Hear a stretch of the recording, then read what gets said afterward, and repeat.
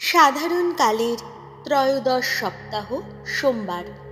প্রথম পাঠ আদি পুস্তক 18 অধ্যায়, পদ সংখ্যা 16 থেকে 33। সদমের ধার্মিকজনদের প্রাণ বাঁচাতে আব্রাহামের মিনতি।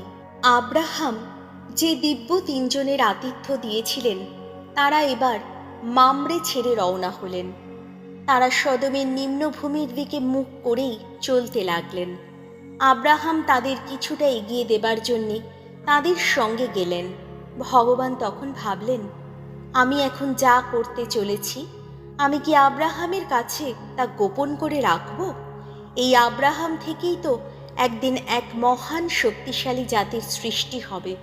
এই পৃথিবীর সমস্ত জাতির মানুষেরা তার নাম নিয়েই একে অন্যকে আশীর্বাদ জানাবে। আসলে তাকে আমি এই জন্যে বেছে নিয়ে আলাদা করে রেখেছি, যাতে সে তার সমস্ত সন্তান সন্ততিকে আর ভাবি যত বংশধরকে ন্যায় ও ধর্ম পালন করে ভগবানের দেখানো পথে চলার নির্দেশ দেয়। তাহলে আব্রাহামের জন্যে আমি ভগবান যা করব বলে প্রতিশ্রুতি দিয়েছি তা করতে পারব। ভগবান তখন আব্রাহামকে বললেন, আজ সদম আর গমরার বিরুদ্ধে মানুষের প্রতিবাদের চিৎকার কি তীব্র হয়ে উঠেছে, কি মারাত্মক ওদের পাপ। তাই আমি নেমে গিয়ে নিজেই দেখতে চাই, ওই যে প্রতিবাদের চিৎকার আমার কানে এসেছে, ওরা কি সত্যি অমন সব অন্যায় কাজ করেছে? আসল ব্যাপারটা কি তা আমি জানতে চাই। সেই সময় তার সেই দুজন সঙ্গী সেখান থেকে আবার পা বাড়িয়ে সদমের দিকে এগিয়ে চললেন। আব্রাহাম কিন্তু তখন সেখানে ভগবানের সামনে দাঁড়িয়ে রইলেন। তিনি এবার এগিয়ে এসে বললেন, আপনি কি তাহলে সত্যিই দুর্জনের সঙ্গে ধার্মিককেও বিলুপ্ত করবেন? নগরের মধ্যে হয়তো 50 ধার্মিক লোক আছে, আপনি কি তবুও সত্যিই জায়গাটা বিলুপ্তই করে দেবেন? ওখানকার ওই 50 জন ধার্মিকের কথা ভেবে আপনি কি বরং জায়গাটাকে রেহাই দেবেন না? না, আপনি যে অমন কাজ করবেন কখনো যেন তা না হয়। আপনি যে দুর্জনের সঙ্গে ধার্মিকেরও মৃত্যু ঘটাবেন, আর তার ফলে ধার্মিকের পরিণাম যে দুর্জনেরই মতো হবে, না না, অমনটি যেন কখনো না হয়। বিশ্বজগতের বিচারকর্তা যিনি, তিনি কি ন্যায্য কাজই করবেন না? তখন ভগবান বললেন, বেশ, সদম নগরে যদি 50 জন ধার্মিক মানুষকে পাই, তাহলে তাদের কথা ভেবেই আমি গোটা জায়গাটাকে রেহাই দেব। এর উত্তরে আব্রাহাম বললেন, আমি তো ধুলি ও ছাই ছাড়া আর কিছুই নই, তবু আমি সাহস করে আমার প্রভুকে একটা কথা বলতে চাই।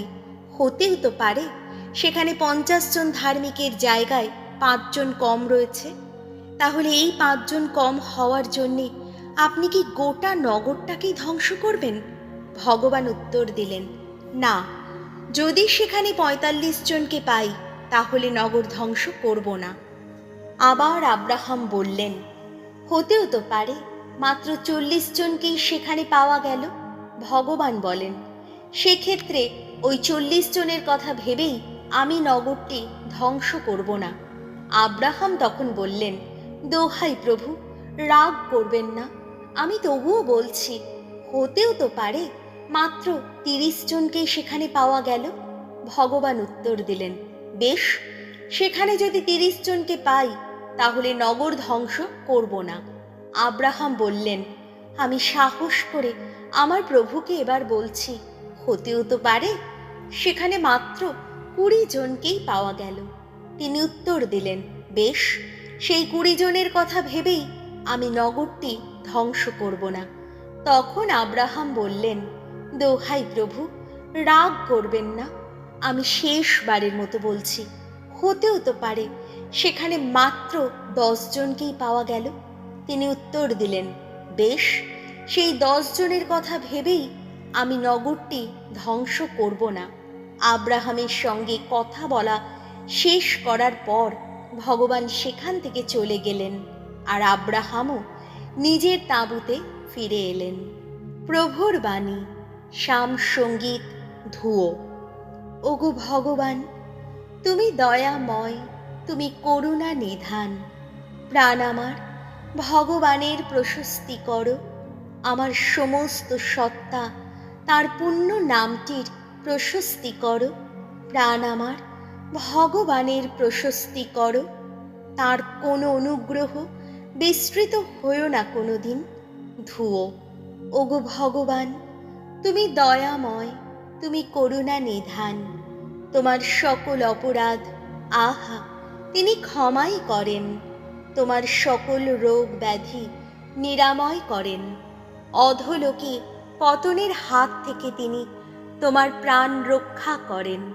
তার স্নেহ, তার দয়া তোমার উপর নিত্য বিরাজিত মুকুটেরই মতো।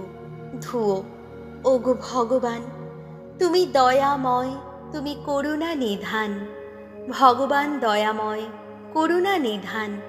তিনি তো সহজে ক্রুদ্ধ হন না, মহাকৃপাশীল তিনি। অনুক্ষণ অনুযোগ করেন না তিনি। তার অসন্তোষ সে তো চিরস্থায়ী নয়। ধুয়ো, ওগো ভগবান, তুমি দয়াময়, তুমি করুণা নিধান। আমাদের পাপ অনুযায়ী নয় আমাদের প্রতি তার কোনো আচরণ। আমাদের যত অপরাধ তার যোগ্য শাস্তি তিনি দেন না কখনো। এই ধরনের ঊর্ধ্বে যতখানি উন্নত আকাশ, ভক্তজনের প্রতি ততই অপার তাঁর দয়া। ধুয়ো, ওগো ভগবান, তুমি দয়াময়, তুমি করুণা নিধান। বাণী বন্দনা। জয় জয় প্রভুর জয়। আমরা যেন প্রভুর বাণী আজ কান পেতে শুনি। আমরা যেন হৃদয় দুয়ার বন্ধ করে না রাখি। জয় জয় প্রভুর জয়। মথি রচিত মঙ্গল সমাচার ৮ অধ্যায়, পদ সংখ্যা ১৮ থেকে ২২। যিশুর কর্মসঙ্গী হতে গেলে সর্বত্যাগী হতে হয়। নিজের চারপাশে এত লোকের ভিড় দেখে যিশু তার শিষ্যদের নির্দেশ দিলেন, সাগরের ওপারে যাওয়া যাক। সেই সময় একজন শাস্ত্রী কাছে এসে তাকে বললেন, গুরু, আপনি যেখানেই যাবেন আমি কিন্তু সেখানেই আপনার সঙ্গে সঙ্গে যাব। যিশু উত্তর দিলেন, শিয়ালের থাকবার গর্ত আছে, আকাশের পাখিরও বাসা আছে, কিন্তু মানবপুত্রের মাথা গোঁজবার জায়গাটুকুও নেই। তখন অন্য একজন, তার শিষ্যদেরই একজন, তাকে বললেন, প্রভু, অনুমতি দিন, আমি আগে আমার বাবাকে সমাধি দিয়ে আসি। যিশু উত্তর দিলেন, না, তুমি বরং আমার সঙ্গেই চলো। মৃতদের সমাধি দেওয়ার কাজটা মৃতদের হাতেই ছেড়ে দাও। প্রভু যিশুর মঙ্গল সমাচার।